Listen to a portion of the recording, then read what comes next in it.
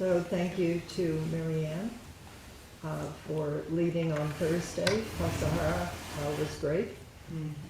You're leading Thursday? Mm-hmm. And you're leading Tuesday? I'm going to be here for the rest of it, but it'll just be fun to hear other voices.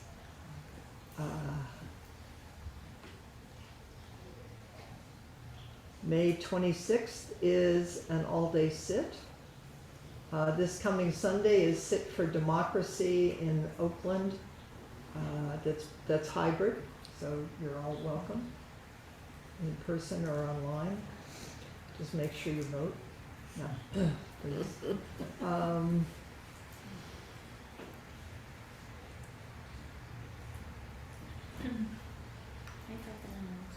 Mm-hmm.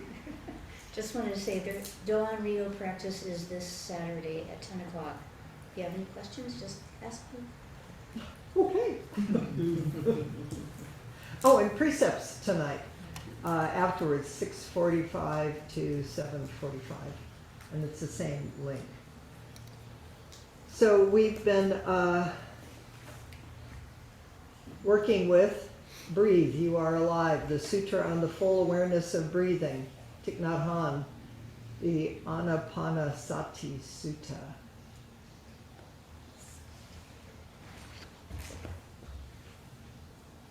I found all kinds of things I want to tell you. We'll see how much time we actually... We're going to be here a lot. No.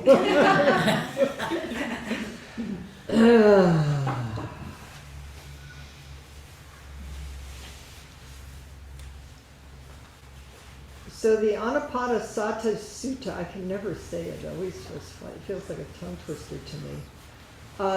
Is the beginning, my understanding, of the Satipatthana Sutta brought forward. And the Satipatthana Sutra, which I can say, is the 4 foundations or establishments of mindfulness, which begins with mindfulness of the body. And in fact, it has a very big emphasis on the body, and the breath is the beginning of that entry. It includes the breath, the positions of the body, the actions of the body, the 4 elements of which the body is composed, and the dissolution of the body. The message seems to be that we're in bodies, pay attention. So I thought that I would start with, I found a lecture by Norman Fisher on mindfulness, the Satipatthana, and I wanted to read a little bit of it from the beginning of it because I think it's really helpful. Because when when we were doing the little meditation and I was just reading the verses from the Anapanasati Sutta, you know, that thing. That one. It keeps saying, I am fully aware, I am fully aware. So then it's like, who is this I and what is this I? And we talked about that some in the very beginning, and Thich Nhat Hanh talks about that, but I think it's important to go back to it. So, here we go. We are all deeply conditioned to see body and mind as 2 completely different realms. And in general, the mind being more serious than the body. We take our minds much more seriously, right? It's like, oh, that body that we kind of drag along behind. Of course, then if it gets sick, then we kind of notice that maybe there's something to pay attention to. So it is sort of surprising then that mindfulness seems to be a fairly thoroughgoing and deep spiritual practice that is based on awareness of the body. Simply being aware of the body. That makes me really happy. And it's an ongoing question for me is, what is it to be awake and aware in this body? And what is this body? So Norman Fisher says it is a little counterintuitive, but that is what is suggested in the practice of mindfulness. If you read the whole Mindfulness Sutra, you are startled when you realize that most of it, on and on, pages and pages, is about being aware of the body and contemplating the nature of the body. And all the meditation techniques would begin with mindfulness of the body and emphasize mindfulness of the body over and over again, not even as a step, but as a practice, constantly coming back to body and breath. Which is why I trust Zen so much. Is Zazen. It's just constantly coming back to body and breath. So this in itself is very important and a deep thing to think about. Spirituality is rooted not as we have been conditioned to believe in the spirit and the soul and the heart and the mind, but in the body. We do want to access the spirit, the heart, and the mind, but the way to do it is through the body. So the body is not preliminary, it is the way. It's the gateway to a particular sort of awareness that is advocated in the Mindfulness Sutra and in general in mindfulness practice in Buddhism. So the 4 foundations of mindfulness. It's the basis of everything. Simply to embrace, probably in a way that one has never before embraced the reality that one is a body. One is made of the elements of earth. The body is literally earth. If that doesn't make you happy, go roll around in the earth for a while. It is the basic reality, and we come back to that reality over and over again, and we ground ourselves in it. The point that seems tricky for us as Western people, it's hard to figure out what the difference is between mindfulness and ordinary self-consciousness. Now this is, I think, really important. Because maybe, I think I alluded in the beginning, is it always looked to me in the beginning when people were practicing, it just looked self-conscious to me. It didn't look awake or aware or natural. It just looked like one more self-conscious thing that we nice Western people were trying to do. Sorry, not judgmental or anything. I'm sure I'm one of them too. Our standpoint has been naturally and obviously self-conscious. I'm feeling this. I'm feeling that. I'm aware of this, right? That is what awareness has always been. So first of all, it's quite natural for the mind to go that way. We take it for granted that everything we think, feel, and hope for is all coming from the standpoint of myself. You just sort of notice that over time. It's very humbling. Not a judgment, but just noticing how fundamentally self-centered we are. Sorry. So, me too. So naturally, when someone tells us to be mindful, we say, okay, I will be aware of my body thoughts. I will be aware of my feelings. Meditators can become hyper self-conscious through the practice of mindfulness. But mindfulness is more immediate and more basic. It is just an awareness of what is arising within the field of awareness rather than personalizing it. It's really important. It's awareness of what's arising within the field of awareness. It's like wide open. And all of a sudden it's like, oh, thoughts. Oh, forms. Oh, anger. Oh, body. Oh, ache in my knee. Oh, it's not my ache. It's just, it's a huge turning. You can see why it has to start with the body and the breath, because those sensations are more immediate. When it comes to feelings and thoughts, I would say that it is pretty much absolutely impossible to be aware of a feeling or a thought without personalizing it. It's interesting. Without making it a form of self-consciousness. To make it not personal becomes more possible when you train in the more immediate sort of awareness. That is most easily done by being aware of the body and the breath. So it's where you start and it's where you keep coming back to, which is again Zazen. Just be with your breath, be with your body, be with your posture. Then when you're up against your ancient twisted karma of all your stories and your thoughts and your likes and your dislikes, you've already established a ground that you can keep coming back to. And it's not just Zazen and the cushion, it's being awake in the world. So we're practicing taking notice without any commentary, without any personalization, just what arises in the field of awareness. That's profound.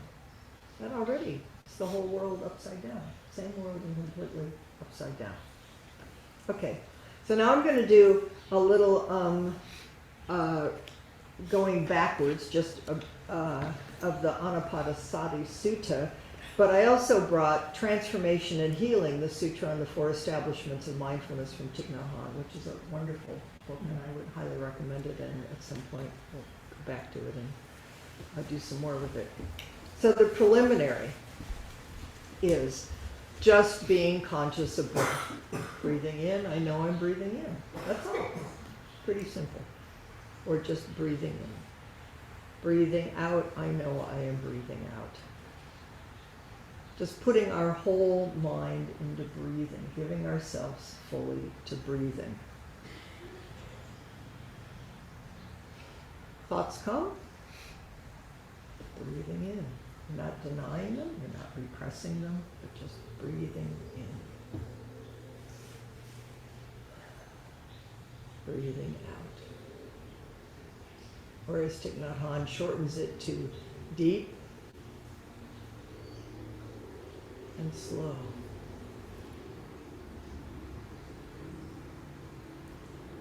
So the second then is following the breath. It's not when it says breathing in, I'm aware that breathing in a long breath, I'm aware I'm breathing out a long breath. It's not trying to make your breath long or trying to make your breath short. It's just being aware of breath, breathing you and being breathed. That's all. Follow it. Be with it. It's amazing. It's a miracle. It means you're alive. While the mind is following the breath, the mind is the breath and only the breath. If the mind is distracted by a thought or idea, come back to the breath. Basic Zazen instruction. You don't repress it. You just, breath is the anchor. Body's the anchor. The third, oneness of body and mind. Breathing in, I am aware of my whole body. Breathing out, I am aware of my whole body. Now, Marianne and Thich Nhat Hanh in this commentary really talks about paying attention to specific parts of the body, which I think is a beautiful practice. And Marianne did a really good job of leading people in some exercises on Thursday. You could find it. I'm probably not very good at that. I'm not a very good mindfulness person, sorry.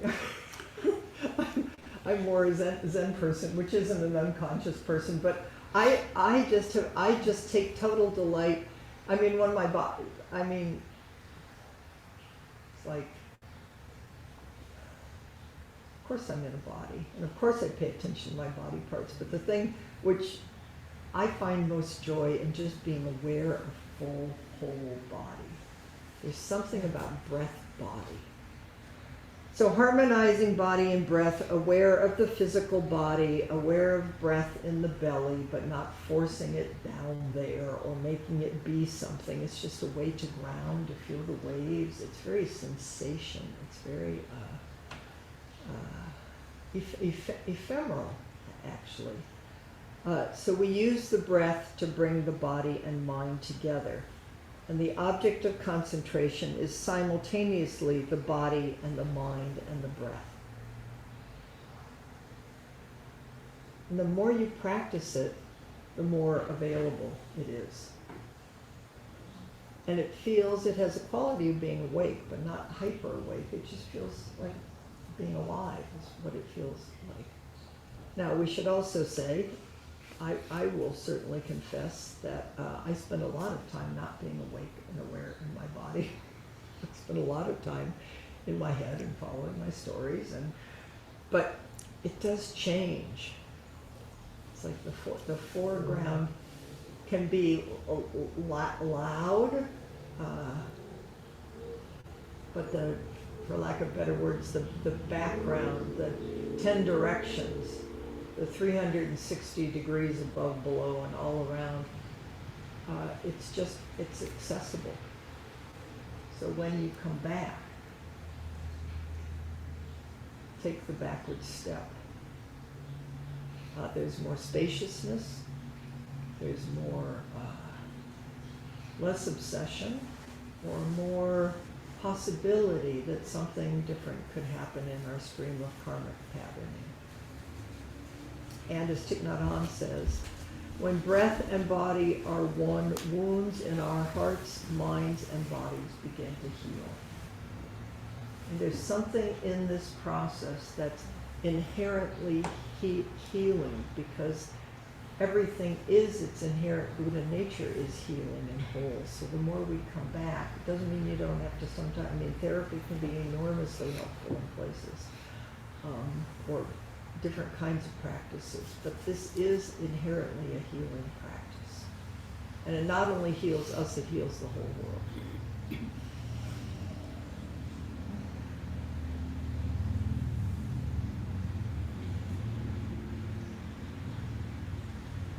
marked something here, let me see what I marked. To me it feels like in Dogen and in Zen, Dogen repeatedly says, drop body and mind. Drop body and mind. Doesn't feel like pick it up and drop it on the floor. It's just, it's like, it's something dissolves and lets go. And it's what you keep coming back to.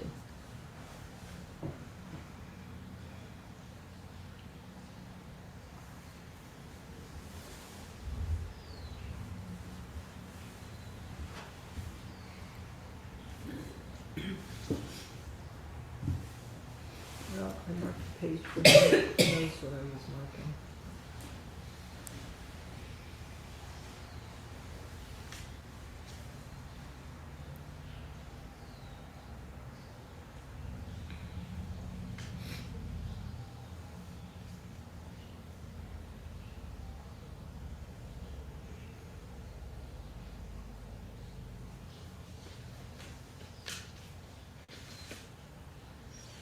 Okay, so the fourth one, which is what we're really concentrating on today, is calming. Breathing in, I calm my whole body. Breathing out, I calm my whole body, which is a continuation of the third, but it's whole body. And when our body is not at peace, it's hard for the mind to be at peace. You might have noticed that, the cause and effect of it. Oh, I think I marked the page in the wrong book. But here it is. Okay. He says, in our daily lives, we often find our mind and body are separated. Our body might be here while our mind is somewhere else, perhaps lost in the distant past or floating in the distant future. Through mindfulness, we can realize the oneness of body and mind, and we're able to restore the wholeness of ourselves. In this condition, every practice will take us back to the source, which is the oneness of body and mind, and we open to a real encounter with life. It's not a made-up encounter, it's not a projected encounter, it's being present, which means something new can happen, which is pretty exciting, except for when the self gets scared. When body and mind are one, the wounds of our hearts, minds, and bodies begin to heal. As long as there is a separation between body and mind, these wounds can't heal. During sitting meditation, the elements of body, breath, and mind are calmed, and gradually they become one. When peace is established in one of the three elements, the other two will soon have peace also. For example, if the body is in a very stable position and all the muscles and the nervous system are relaxed, then the mind and breath are immediately influenced and they too gradually become calm. Similarly, if we practice conscious breathing in the right way, our breathing becomes more regular, calm, and harmonious with every moment. And this regularity, calmness, and harmony of the breathing will spread to our body and mind, and the body and mind will benefit from it. It's only by these kinds of processes that the oneness of body and mind will be achieved. When there's oneness of body and mind, the breathing serves as a harmonizer, and we realize peace, joy, and ease, the first fruits of meditation practice. Okay, so then calming.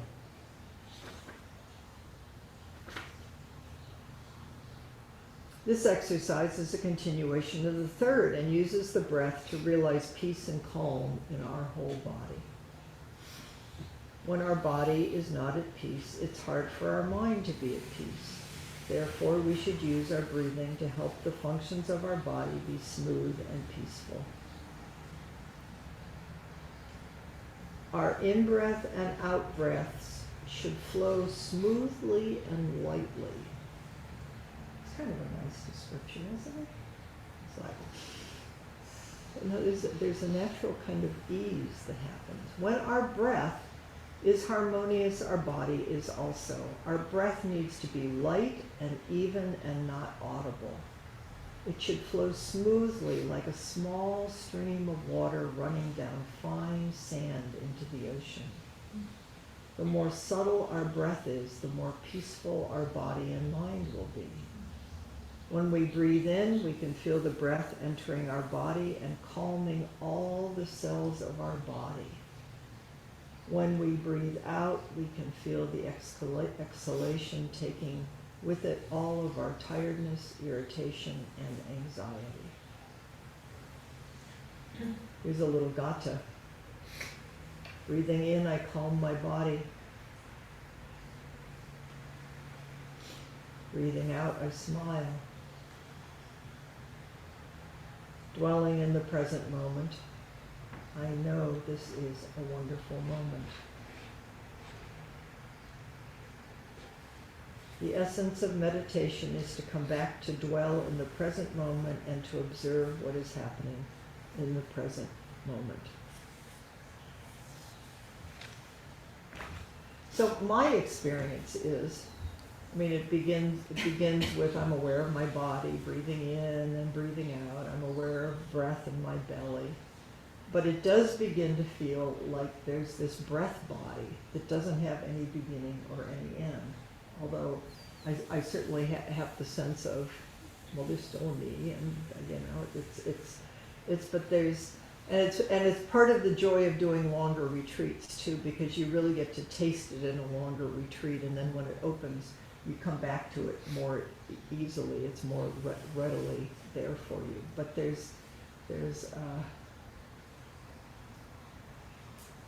said when I was at Tassar, I was with my son and his wife, and part of what I'm now experiencing after having sat for a long, long time is that probably sitting for 2 hours without moving was not maybe one of the smartest things that I did in my lifetime.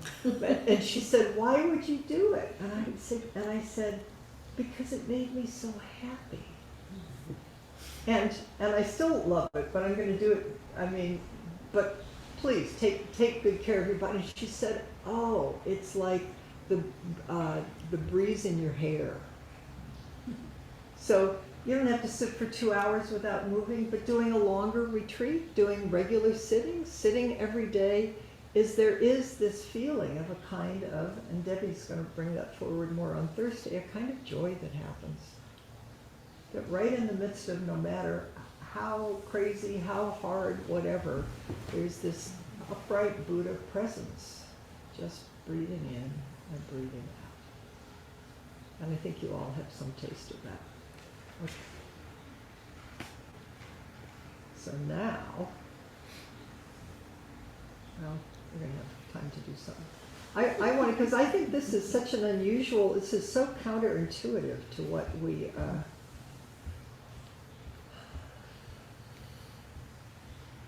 can find it.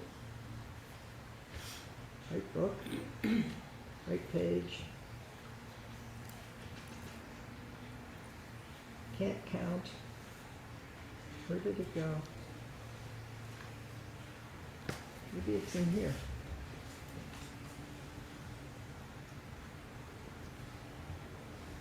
here. Okay. Yeah, her books are.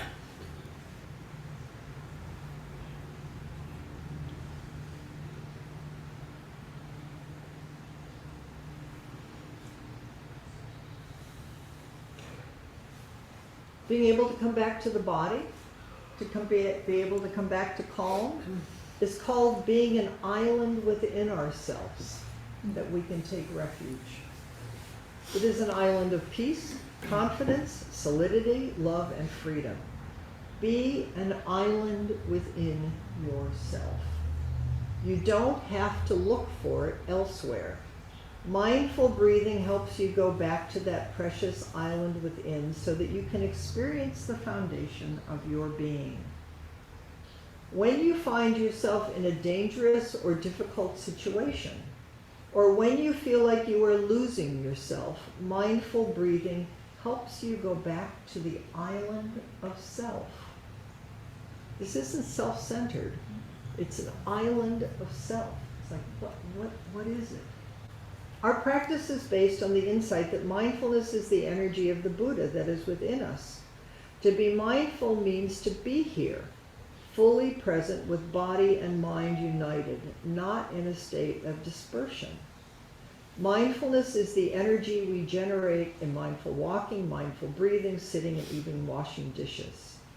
It is a protecting agent, because within mindfulness is the energy of concentration and insight that makes it possible for us to understand, to accept, to love, and to relieve suffering. That is why the island of mindfulness is our best refuge. Before passing away, the Buddha recommended to his students that they take refuge in the island of mindfulness within themselves. So we're going to do that. It gives a little guided meditation here. That he says, this practice brings us home. The Buddha said there's an island in each of us, and when we go home to ourselves, we are on that safe island. There we touch the energy of the Buddha, which sheds its light on any situation, enabling us to see near and far and to know what to do. We touch the living Dharma on that island by practice mindful breathing. Mindful breathing and mindful practice is the living Dharma. They generate energy and protect our body and mind. So it's a short little meditation. Why don't you just sit for a minute, be with your breath, be with your full body.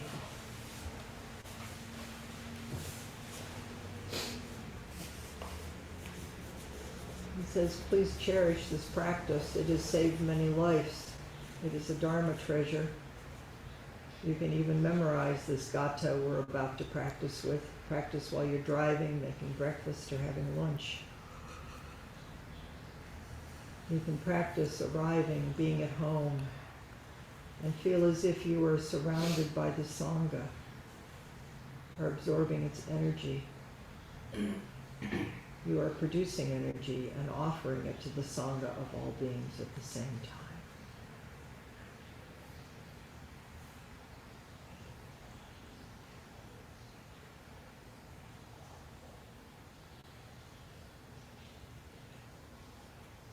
Being an island unto myself.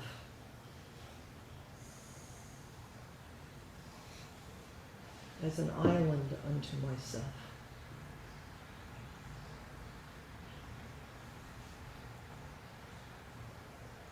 Buddha is my mindfulness, shining near, shining far.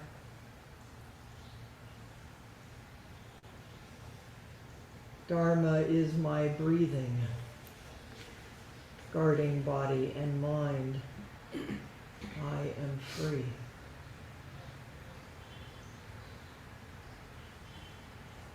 Being an island unto myself, as an island unto myself.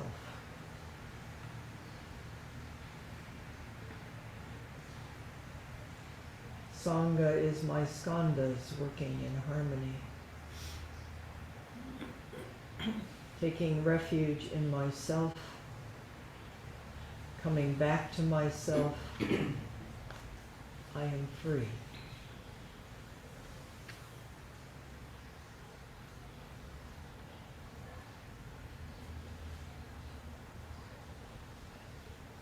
Being an island unto myself,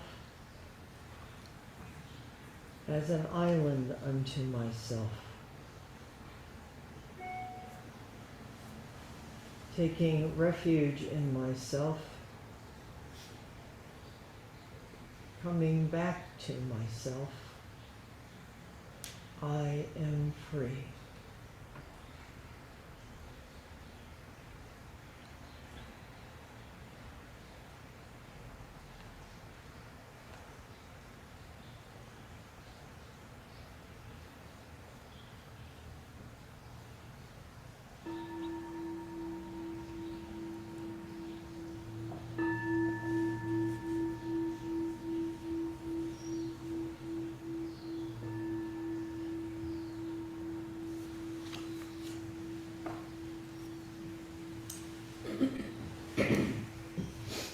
So here's my question.